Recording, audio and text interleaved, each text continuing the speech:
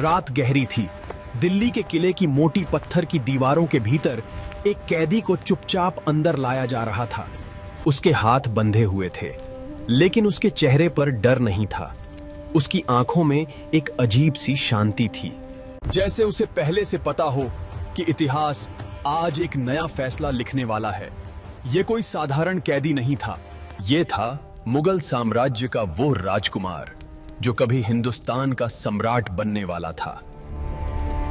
लेकिन आज वो जंजीरों में था।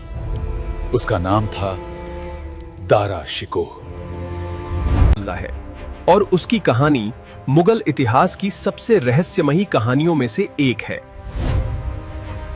सन 1615 आगरा का शाही महल, सम्राट शाहजहां के महल में एक राजकुमार का जन्म हुआ। दरबार में जश्न मनाया गया, शहनाइयां बजी, महल रोशनी से भर गया। ये राजकुमार था शाहजहां का सबसे बड़ा बेटा। नाम रखा गया दारा शिकोह। बचपन से दारा अपने भाइयों से अलग था। जहां दूसरे राजकुमार घुड़सवारी और युद्ध कला सीखते थे, वहीं दारा घंटों किताबों और विद्वानों के बीच बैठा रहता। उसे तलवार से ज्यादा ज्ञान में रुचि थी। उसे शक्ति से ज्यादा सत्य की खोज पसंद थी। और यही बात उसे बाकी राजकुमारों से अलग बनाती थी। सम्राट शाहजहां अपने इस बेटे से बेहद प्रेम करते थे। दरबार में भी दारा का सम्मान सबसे अधिक था। धीरे धीरे ये बात साफ होने लगने थी कि भविष्य का मुगल सम्राट शायद यही राजकुमार होगा। लेकिन मुगल साम्राज्य में सिंहासन कभी आसानी से नहीं मिलता, और दारा के सामने एक ऐसा भाई था जो शांत दिखता था लेकिन बेहद महत्वाकांक्षी था। उसका नाम था औरंगजेब। दारा शिकोह की सोच अपने समय से बहुत आगे थी। गालियां, वह सिर्फ एक राजकुमार नहीं था, वो एक खोजी मन था। उसे लगता था कि दुनिया के अलग अलग धर्मों के बीच कोई गहरा संबंध है। इसी खोज ने उसे भारत के प्राचीन ग्रंथों तक पहुंचाया। दारा ने संस्कृत सीखी और फिर एक ऐसा काम किया जो उस समय किसी मुगल राजकुमार ने पहले कभी नहीं किया था। उसने उपनिषदों का फारसी में अनुवाद करवाया।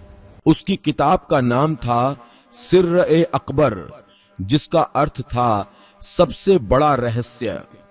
दारा का मानना था कि सच्चाई एक ही है, बस उसे समझने के रास्ते अलग अलग हैं। लेकिन हर कोई उसकी इस सोच से खुश नहीं था। दरबार में कई लोग उससे असहमत थे, और धीरे धीरे राजनीतिक तूफान उभरने लगा। सन 1657 मुगल साम्राज्य का सबसे बड़ा संकट आया। सम्राट शाहजहां गंभीर रूप से बीमार पड़ गए।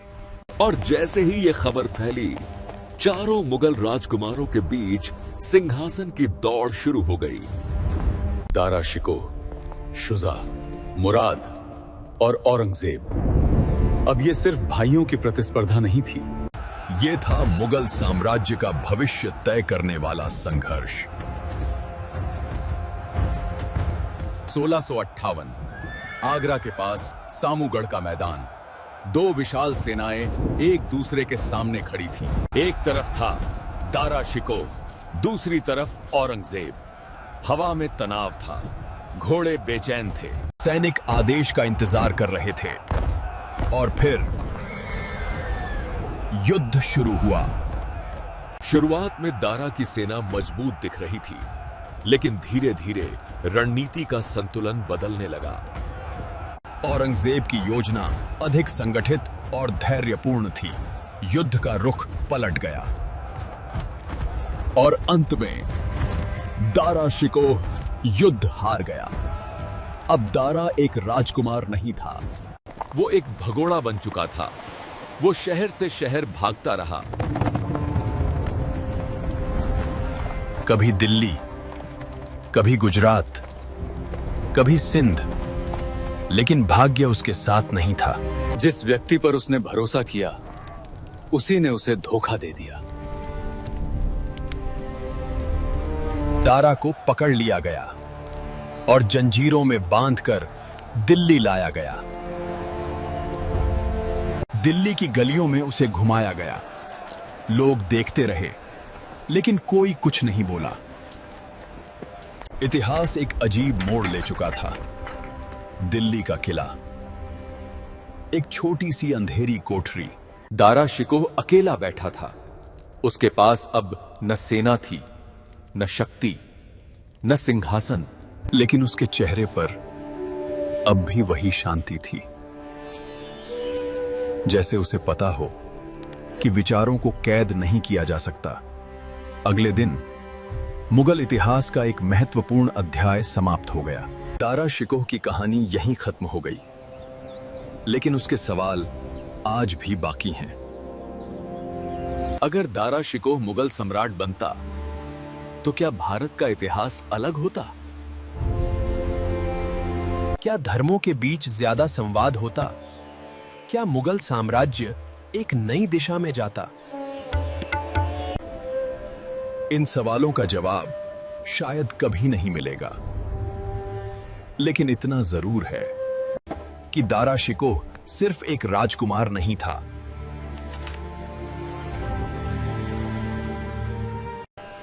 वो एक विचार था।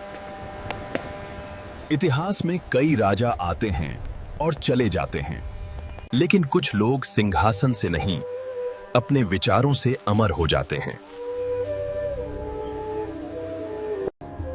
दारा शिकोह भी उन्हीं में से एक था।